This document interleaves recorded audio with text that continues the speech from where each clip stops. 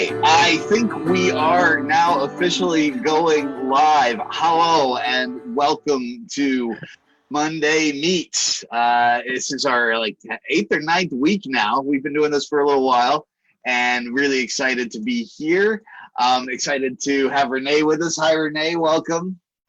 Hello.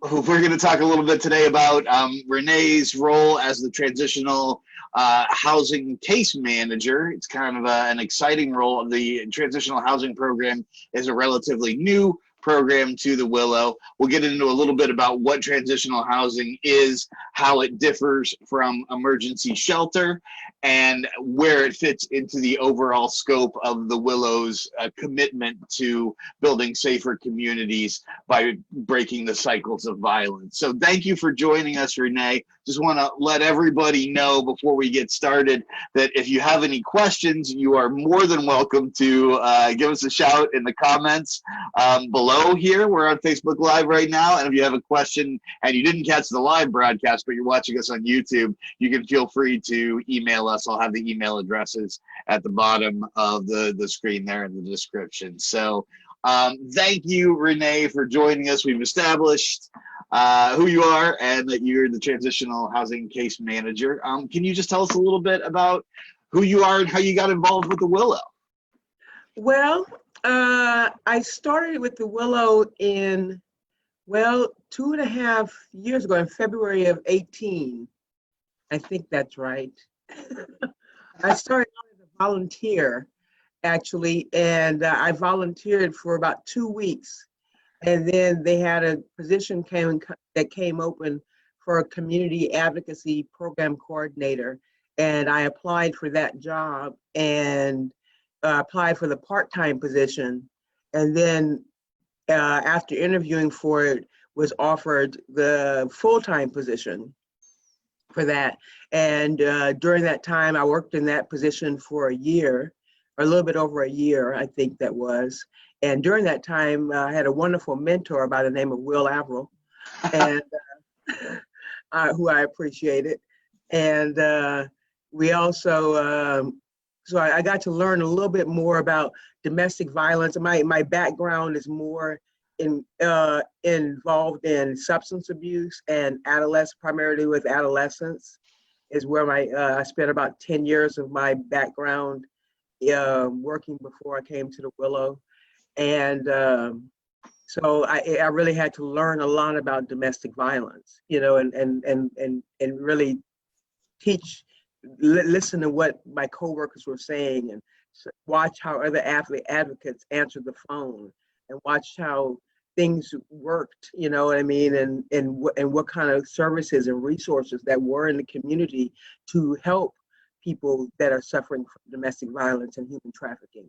Well, can I just ask you a question regarding that? Because that is an interesting point. I also came from a non-domestic violence background, and I'm always curious when I'm talking to staff members who didn't come from kind of a direct social worker domestic violence background. What is there anything you learned about DV that's really kind of stuck with you? Something that people might not know if they don't have any training or background in domestic violence? I think it's just the difficulty it is with leaving. Yeah. I think that I didn't have a clear understanding until I started working with survivors on a regular basis, how difficult it is to actually leave a situation. Because I think a lot of people really look at domestic violence, and maybe I had that idea too of, why don't you just leave? Yeah. But it's not that simple. There's a lot of things that go into that, and a lot of people don't understand that it's not just as easy as just walking out the door. You have kids involved a lot of times, and there's documentations that go involved with, there's financial abuse that goes along with it too. A lot of times, that people are stuck in situations because they're going to end up homeless with their kids, and are afraid of that. And that's understandable. Absolutely, and I think that that's one of those questions in outreach that we do get asked regularly. Tablings and things, is that why didn't she just leave? Usually it's she just leave, although we serve survivors of all genders, and it is frustrating because oftentimes the abuser sets up the system so that leaving is next to impossible. That's one of the aspects of power and control, is trying to keep the survivor there, and making them, making yourself indispensable to them. So yeah, that is absolutely something that I learned as well, and that was an interesting and Yeah. lesson. So you were in community advocacy, which is working with survivors who don't necessarily need the emergency shelter program, but they do need additional assistance, oftentimes with transportation, or sometimes housing, rental assistance, utility Yeah. assistance, things like that, which kind of makes a nice segue into the transitional.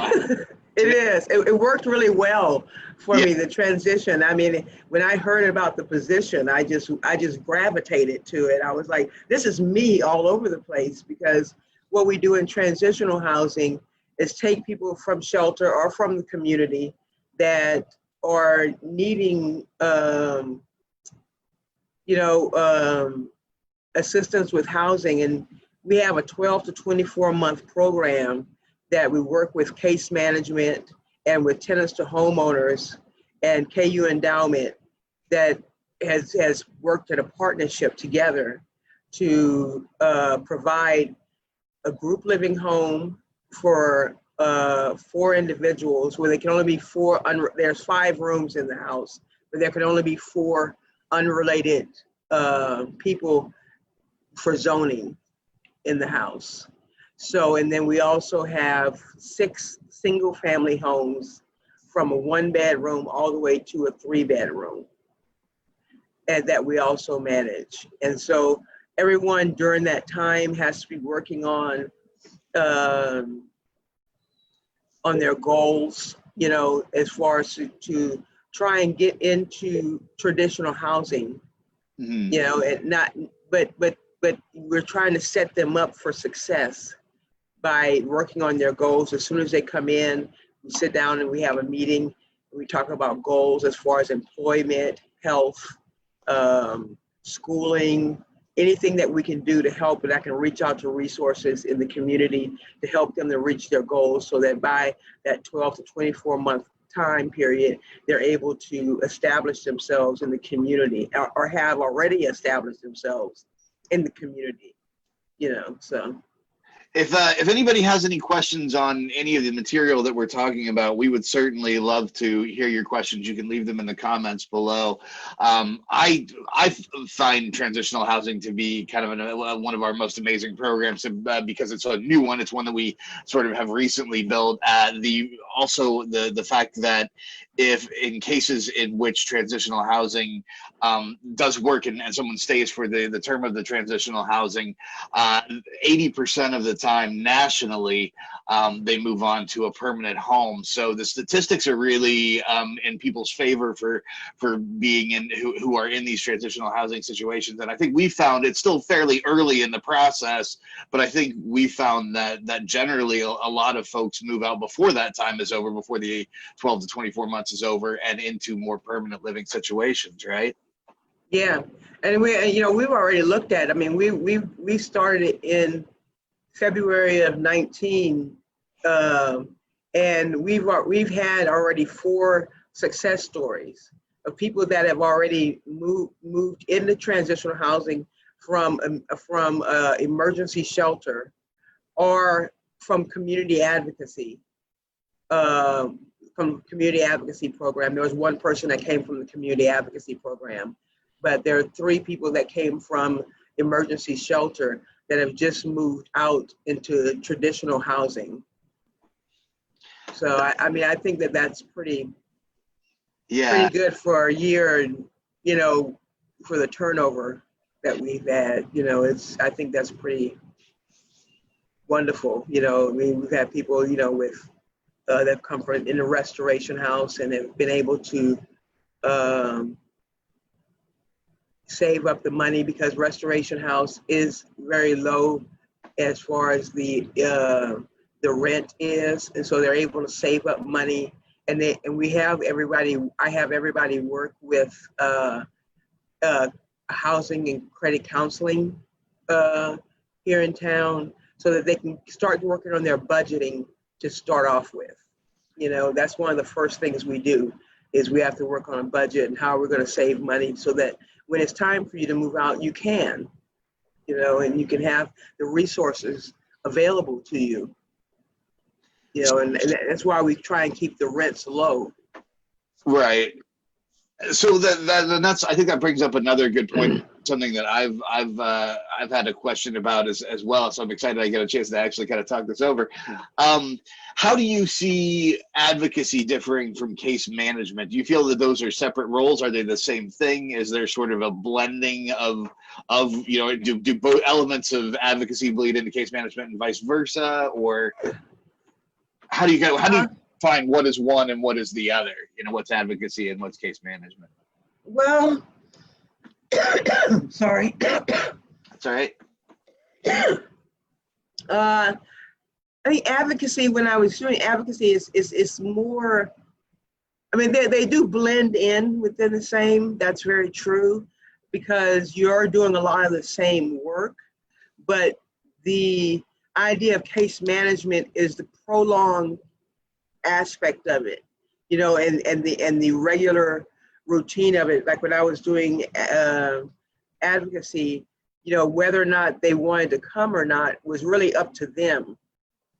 You know, whether or not they wanted to meet in the community, to meet with me, it was really, I mean, it's still up to them whether or not they come and meet with me, but it's part of the program, as far as part of being part of the program, that case management takes place, which means that I have to follow your progress a lot closer, I think. And that makes it a little bit more intense, or maybe, I don't know what the word is, but it's a little bit more hands-on, you know, and you know, because I meet with them once a week, really, whereas in advocacy, it could be a lot, it could be varied on the time that you meet with them, but I try and meet with my clients once a week so that I can stay up on what their needs are. Right. So that I can work within the community to find out what resources they need in order to help them. And that's the only way I can do that is if I meet with them on a regular basis. Gotcha. So where would you like to see the transitional housing program kind of move towards? Now, we currently have, as you said, we have the restoration house, which is for families, and then we have the additional apartments, both within like how our facilities are run and within like how the case management is run. Where would you like to see it kind of progress from here? Well, I think I'd like to be able to better my own case management skills, you know, and that has to do with myself educating myself on case management and doing a better job in that role. That, you know, I've just kind of been learning as I've been going along, you know, with it. And I mean, we've talked about, you know, me taking some classes and some courses and doing some things like that. And so I think that that's going to be important for the upcoming year, you know, for me to try and educate myself better on what case management is supposed to look like and whether or not I'm actually, you know, doing that correctly, you know. I think, but, you know, I feel that the way that things are going now is going well because people are making progress. There's sometimes, of course, in a group living home, there's personality conflicts and there's all that can go on, you know what I mean? And we have to put out fires with as far as that's concerned. But I like to see that house become much more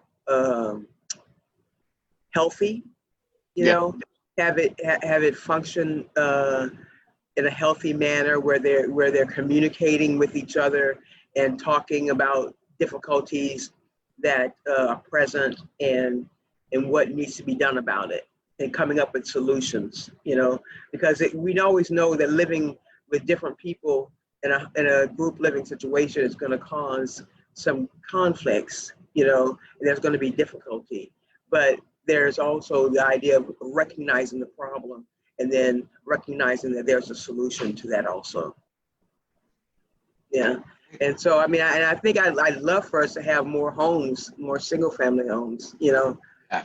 or, you know, I mean, I think that would be great because we have a need for it. Now I know that availability, speaking of, like, it does come and go. What generally is the process for someone coming into transitional housing? Again, it's not like emergency shelter in that people are coming in directly from a crisis situation. It is more of a conversational kind of case managed approach. How does that process generally work? Well, it works pretty much well. I get a referral from shelter or from someone from the community advocacy program, or from somebody from court advocacy. Someone, usually my referrals come from Willow personnel, Right. whether they're in shelter or not. And then I get a referral saying that why they think that the person is appropriate for transitional housing, because transitional housing is just, it's a lot more responsibility. There's, you know, you have to maintain a job, you have to maintain rent, and you have to, you know, and there's a lot more responsibilities within the single family homes. You have to sign a lease, a Kansas tenant lease that is binding, and so we have to really. So then what I do is they send me the information, they send me their contact information, then I contact the survivor and set up an interview with them, with myself and the tenants to homeowners manager. And then we I explain to them a lot about what case management is going to look like and give them some information about that. Chastity explains what tenants to homeowners responsibility is within that and what their responsibility is to tenants to homeowners. And we just kind of explain to them what the program is and let them figure out whether or not it's something that they want to do, you know. And then after that time, they run a background check. Tenants to homeowners, they fill out an application for them, turn it into Chastity. The tenants to homeowners, they run a background check, which takes about 10 to 14 days to run that. And just that one of the things is that we can't have any felonies. Tenants to homeowners does not accept any felonies on their for their leases or anything. So that's one barrier that we have to face with a lot of people that we interview, or people wanting us to interview, is that they have felonies. And so, and then after that process, then, you know, we go ahead and accept them, and then they have a move-in date, and they sign the lease and go through the process of moving in.